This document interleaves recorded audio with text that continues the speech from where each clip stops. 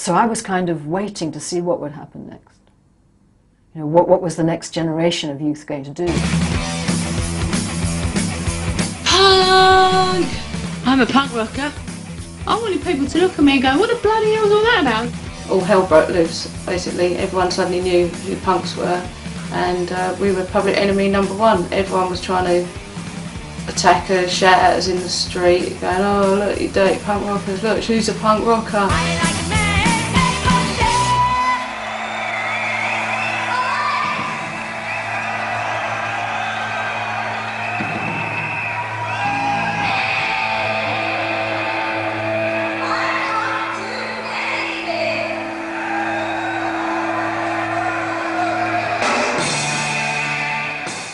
In the beginning, we sort of had our own sort of version of punk, our own scene in the New King's Road. It was small, but it was fun.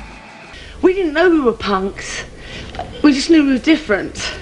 There was a photo in a paper with me with a t-shirt saying "fuck off."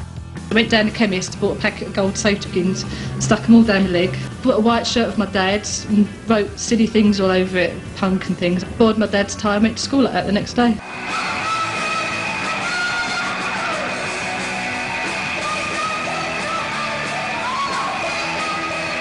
You know, the fact that we could go out and people were shocked was brilliant, isn't it, when you're sort of like 18 and everybody hates you, you're getting a reaction, you know, all these people, oh no, you're dangerous, you're our future and the future generation, what's going to happen to society? I mean, I suppose we loved it at the time.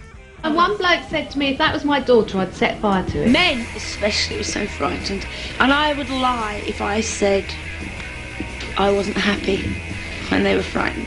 I was always trying to get into fights, but the people around me always trying to protect me because I was young. Always trying to pull me away from them. I've walked down the street and men have flinched.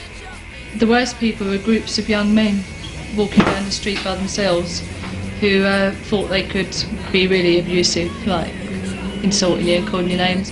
I've got blue hair, I've got a crop.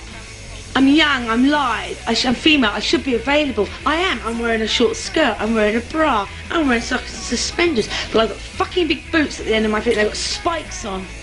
And when I walk down the street, I am totally not available. I am so powerful. Oh my God, you're so ugly, nobody's ever going to love you. It's just like this shock horror. You know, you'll never get married if you look like a punk woman. And you say, well, actually, fuck you, you don't want to get married. Well, it depends who they were. Obviously, the straight blokes just couldn't handle it, and, you know, why would you want to look so awful? I finally found a place, like in the squats, they gobbed all over the wall, they jacked up speed, they smashed the place up, but they were my friends, because they accepted me for who I was. I didn't have to pretend anything, and it was fantastic. Till Crass came out and actually gave us those pure anarchistic sentiments, the Pistols just vaguely, they talked about it, but it wasn't obvious in their lyrics. The people I was living with at this house formed part of the band Crass as well, so when Steve and Penny got together, I came home to join them really, as the visual artist for the band. Crass had played with Boys and Girls, and they said to the audience, if there's anybody that wanted to use our equipment, you can all get up and play. A lot of women found punk a great area for exploring what they wanted to say and do, and to be able to get up the stage and be accepted more than any other.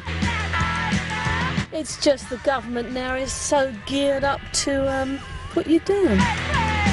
It's very geared up. I mean, you can't even protest on the streets without knowing you're going to get really clobbered.